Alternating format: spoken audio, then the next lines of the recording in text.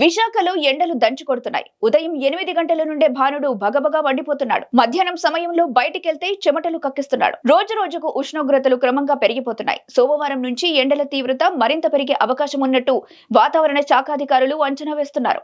దీంతో ప్రజలు కూడా అప్రమత్తంగా ఉండాలని వైద్య నిపుణులు సూచిస్తున్నారు. ఇక దీనిపై మరింత సమాచారాన్ని మా విశాఖ కరెస్పాండెంట్ దుర్గా ప్రసాద్ అందిస్తారు. విశాఖ జిల్లాలో భానుడు భగభగలాడుతున్నాడు. రోజు రోజుకి ఎండ తీవ్రత పెరుగుతుంది. సుమారు 36 నుంచి 38, 39 డిగ్రీల వరకు కూడా నమోదవుతున్న పరిస్థితి. మార్చి మొదటి వారంలోనే భానుడు భగభగలాడుతూ నగరవాసులు ఉక్కిరిబిక్కిరి అవుతున్న పరిస్థితి కనిపిస్తుంది. ప్రస్తుతం మధ్యాహ్నం 12 గంటల ప్రాంతంలోనే రోడ్లన్నీ కూడా నిర్మానుష్యంగా మారుతున్న పరిస్థితి. ఏదైతే ఫిబ్రవరి ఆఖరి వారం నుంచే వేసవి తాపం మొదలైంది మనం ప్రధానంగా చెప్పుకోవచ్చు. ఫిబ్రవరి ఆఖరి వారం నుంచి భానుడు భగభగ అన్నాడు.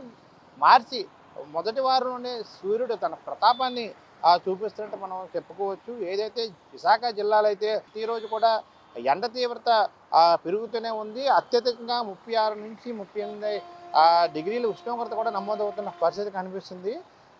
వేసవి తాపాన్ని కూడా ప్రజలు అల్లాడుతున్న పరిస్థితి మనం చూడవచ్చు. అయితే ఎండను దృష్టిలో పెట్టుకుని నగరవాసులు కూడా తగిన జాగ్రత్త తీసుకోవాలని చెప్పేసి నిపుణులు కూడా సూచిస్తున్నారు. ఫిబ్రవరి 2వ వారం నుంచే బగబగలాడుతున్న సూర్యుడు మార్చి ఆరంభం నాటికి తన ప్రతాపాన్ని పెంచేసాడని మనం చెప్పుకోవచ్చు. వారం రోజుల నుంచి కూడా ఎండ తీవ్ర రూపం దాల్చింది మనం చెప్పుకోవచ్చు. పగటిపూట ఉష్ణోగ్రత కూడా పెరుగుతున్నాయి. అదేవిధంగా జిల్లాలో గత ఏడాది ఇదే సమయానికి పగటిపూట ఉష్ణోగ్రతలు అయితే 36 నుంచి 37 డిగ్రీల వరకు చేరుకున్న పరిస్థితి. అదే ప్రస్తుతం ఈరోజు ఎండ తీవ్రత విశాఖలో ఎక్కువగానే ఉన్నట్టు పరిస్థితి కనిపిస్తుంది. సుమారు 36 నుంచి 37 డిగ్రీల వరకు కూడా నమోదయ్యే పరిస్థితి ఉన్నట్టుగా మనం అంచనా వేయవచ్చు. అయితే జిల్లాలోని వివిధ ప్రాంతాల్లో కూడా 37 డిగ్రీల నుంచి 36 డిగ్రీలు కూడా ఎండ తీవ్రత ఉష్ణోగ్రతలు నమోదయ్యేట్టుగా మనం చెప్పుకోవచ్చు. అయితే ఎండ దాటికి తట్టుకోలేక నగరంలో మధ్యాహ్నం పూట రోడ్ల మీద కూడా ఎండ తీవ్రత తట్టుకోలేక నగరవాసులు అయితే రోడ్లపైకి రాని పరిస్థితి. ప్రస్తుతం మనం ఆ రోడ్లన్నీ ఖాళీగా దర్శనమిస్తున్న విజువల్స్ కూడా చూడొచ్చు. అయితే మధ్యాహ్నం 12 గంటల నుంచి సాయంత్రం 4 గంటల వరకు కూడా రోడ్ల మీద ప్రజలెవరు కూడా తక్కువగా కనిపిస్తున్న పరిస్థితి. అయితే రోడ్లపైకి వచ్చేందుకు కూడా ప్రజలు కూడా వెనకాడుతున్న పరిస్థితి కూడా మనం చూసుకోవచ్చు. ప్రధానంగా విశాఖలోని ఆర్టీసీ కాంప్లెక్స్, గురుద్వారా, మద్దిలపాలెం పరిసర ప్రాంతాల్లో నిత్యం ట్రాఫిక్ రద్దీగా ఉండే ప్రాంతం జగదాంబ జంక్షన్ లాంటి ప్రధాన ఏరియాలో నిత్యం కూడా ప్రజలు సంచరిస్తూనే ఉంటారు. అయితే ఎండ తీవ్రత రోజు రోజుకి పెరుగుతుండడంతో ప్రజలు ఇట్లాంటి సమయంలో ఉదయం 11 గంటల నుంచి సాయంత్రం 4 గంటల వరకు కూడా ప్రజలు ఎవరో రోడ్డు మీదకి రావాలంటే భయపడాల్సిన పరిస్థితి కనిపిస్తుంది.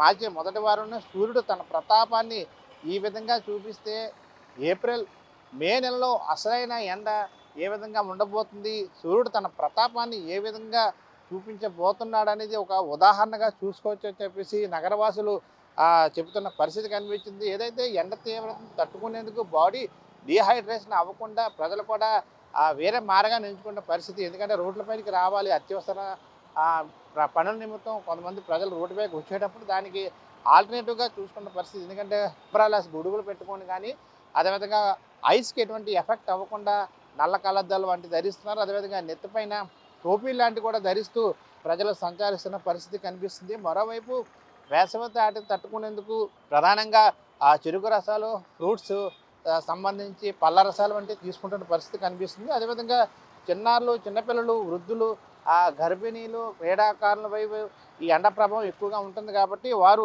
చాలా జాగ్రత్తలు తీసుకోవాలని కూడా నిపుణులు సూచిస్తున్నారు. అదేవిధంగా దీర్ఘకాలిక వ్యాధులు ఉన్నవారు లేదా మద్యం ఎక్కువగా తీసుకునేవారు చాలా జాగ్రత్తగా ఉండాలని చెప్పి నిపుణులు హెచ్చరిస్తున్న పరిస్థితి. అయితే జాగ్రత్తలు తీసుకోకపోతే ఆరోగ్య సమస్యలు వచ్చే అవకాశాలు ఎక్కువగా ఉన్నాయి. అదేవిధంగా బయట తిరిగే సమయంలో కూడా తగిన జాగ్రత్తలు తీసుకోవాలి అని వైద్య ఆరోగ్య నిపుణులు లేకపోతే వైద్య ఆరోగ్య అధికారులు కూడా చెప్తున్నారు. వైద్య నిపుణులు కూడా సూచిస్తున్నారు.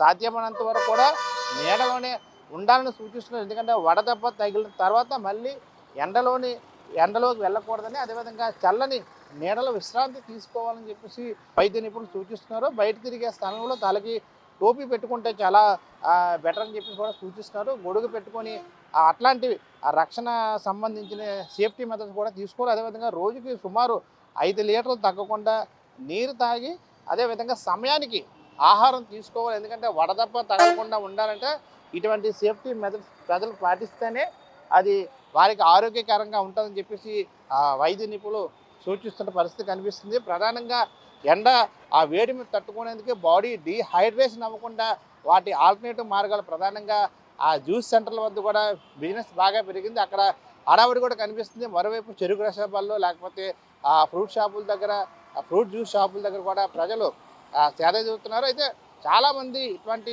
మధ్యాహ్నం 12 గంటల నుంచి 4 గంటల వరకు కూడా ఎవరు బయటికి రాకుండా ఉండే పరిస్థితి కూడా కనిపిస్తుంది. ఎందుకంటే ప్రజలు కూడా వేసవి తాపం చూసి వేసవి ఒక బాణుడు బగబగలను చూసి భయపడుతున్న పరిస్థితి. ఇట్లాంటి సమయంలో బయటకు వస్తే ఎడదెబ్బ తగిలే అవకాశం ఉన్న నేపథ్యంలో ప్రజలు కూడా బయటికి వచ్చేందుకు కూడా వెనకడుగు వేస్తున్న పరిస్థితి కనిపిస్తుంది. మార్చి మొదటి వారంలోనే ఎండ తన ప్రతాపాన్ని చూపిస్తే ఏప్రిల్ మే నెలలో ఏ విధంగా ఉండబోతుందని చెప్పేసి నగరవాసులు కూడా ఒకంత ఆందోళనకరమైన భయంకరమైన ఫీలింగ్స్లో ఉన్నట్టు మనం అంచనా వేసే పరిస్థితి కూడా ఉంది. ఏదైనప్పుడు కూడా బయటకు వచ్చేవారు కూడా తగినంత జాగ్రత్తలు తీసుకోవాలి. అదేవిధంగా టోపీ లాంటి లేకపోతే అంబ్రెల్లా లాంటి ధరించి బయటకు వస్తేనే మంచిది అని చెప్పేసి కూడా వైద్య నిపుణులు సూచిస్తున్న పరిస్థితి కనిపిస్తుంది. ఎవరు